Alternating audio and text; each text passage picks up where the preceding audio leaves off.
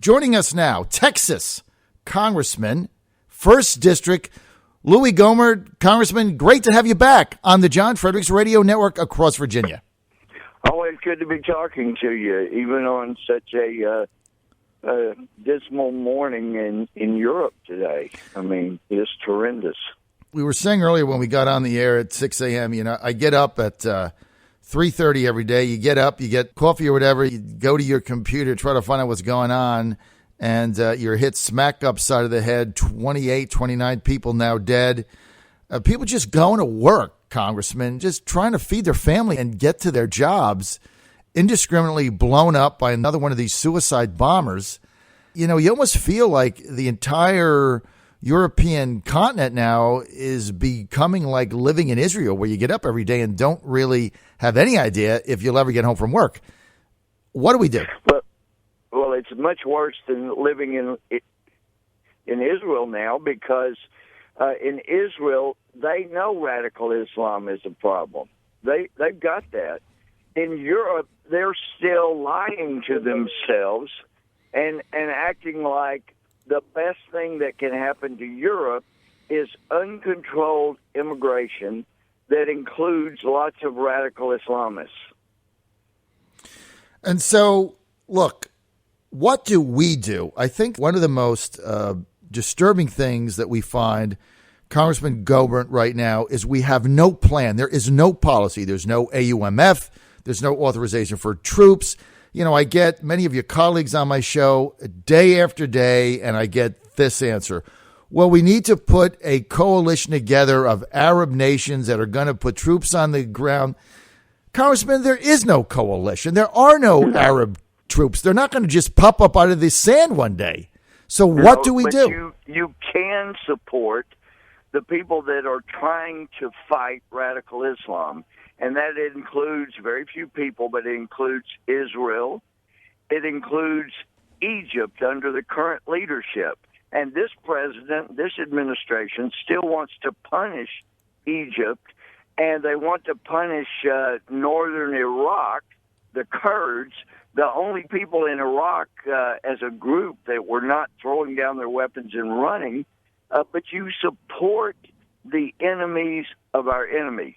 And instead, this administration in Syria, for example, has sent massive amounts of money, massive amounts of weapons that keep falling into the hands of radical Islam because they refuse to recognize that the Muslim Brotherhood is our enemy. And, in fact, this administration likes to get advice from Muslim Brotherhood on how to fight radical Islam.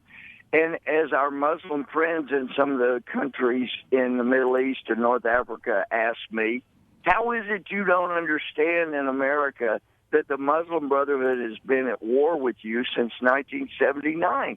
You keep helping those guys. And some of us understand what we're up against. But unfortunately, the leadership in this administration and the leadership in places like Germany and France still want to play, twiddlywinks with radical Islam and do a wink and a nod and go, oh, we're so much smarter than everybody else. We understand that if we just are really sweet to people that want to kill us and take our countries away, then everything will work out fine. And unfortunately, I didn't endorse Donald Trump, but unfortunately, I endorsed Cruz going on nearly a year ago. Mm-hmm. But the reason Trump is doing so well is he's the main anti-establishment candidate, right? Even though he contributed massive amounts to the establishment to help them get where they are. People are supportive of somebody that will stand up and say, you got to forget about political correctness. Right, and you just got to have a conversation, straight talk with the American people. So, Congressman, just let me ask you this straight out. You do it out. every day, but come on, John, in Virginia, you know how many people do not stand up and talk straight.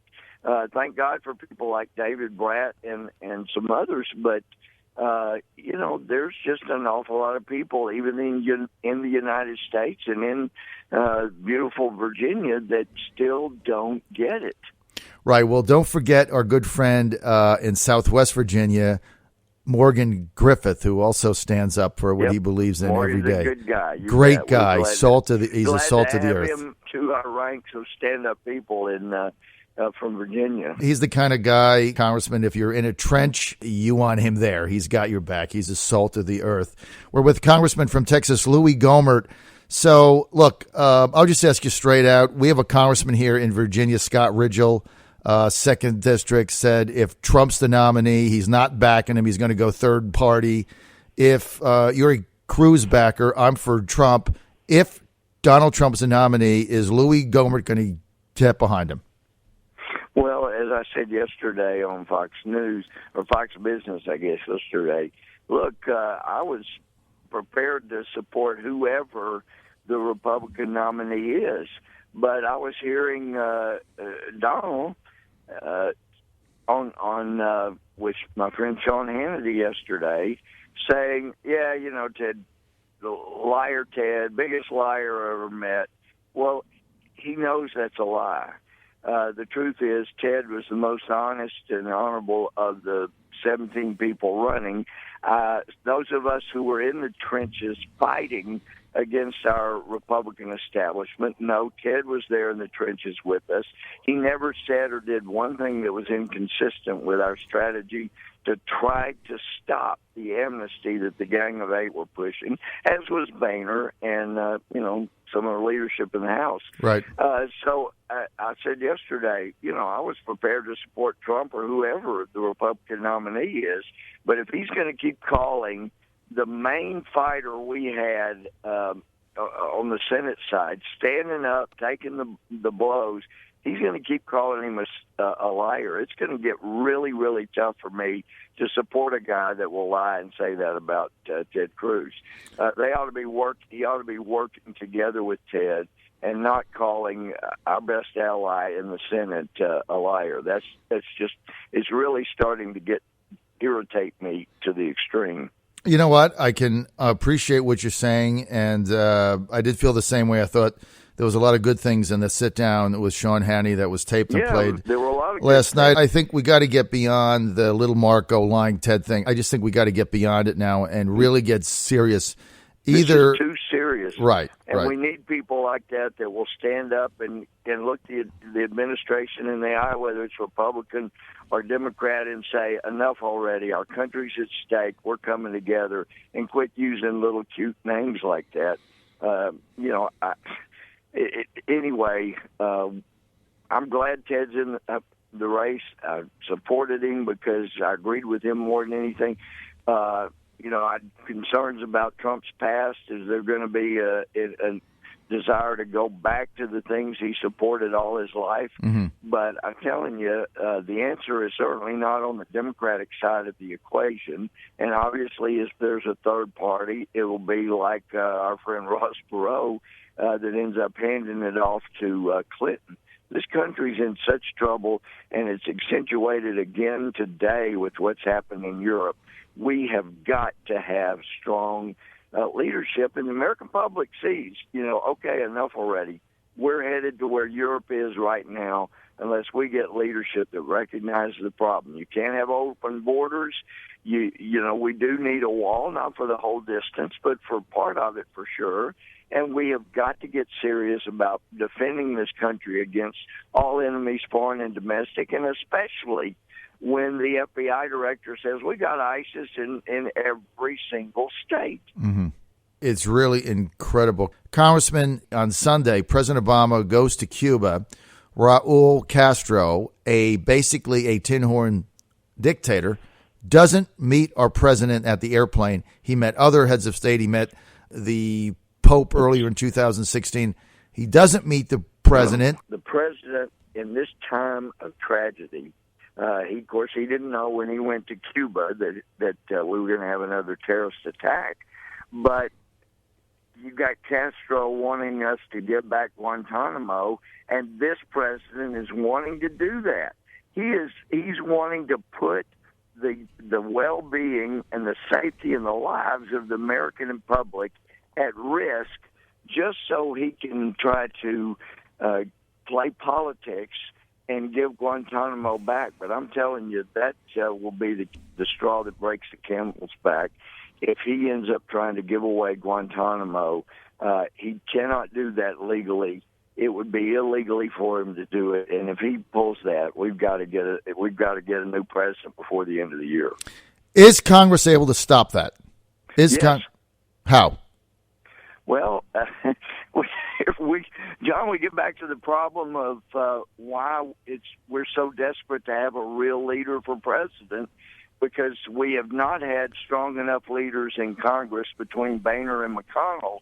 And you've got a majority in the House that are willing to stand up and say, enough already, Obama. You can't do that. It is against the law for him to try to shut Guantanamo Bay down. And so if he does that, if he tries to do that, I'm telling you, we will need a new president before the end of the year. If he is willing to violate his oath to that extent to try to shut down Guantanamo, we need a new president before the end of the year. So, Congressman, if he attempts to do that, are you saying that you would start impeachment hearings? I don't know what else we can do. He is putting the lives and safety of the American public at risk, at dramatic risk, by trying to shut down a facility where there's never been a single waterboarding incident. There has never been any type of torture whatsoever. I've toured a lot of prisons. It's one of the better prisons I've ever seen. And I don't know what else we could do if he is that willing to put the destruction of the American public and our way of life at that kind of risk. What else do you do, John? I don't know. Well, I think you got to do something. Congressman, we're out of time. I want to thank Congressman Great to be with you. Louie Ghomert, 1st District of Texas, for being with us.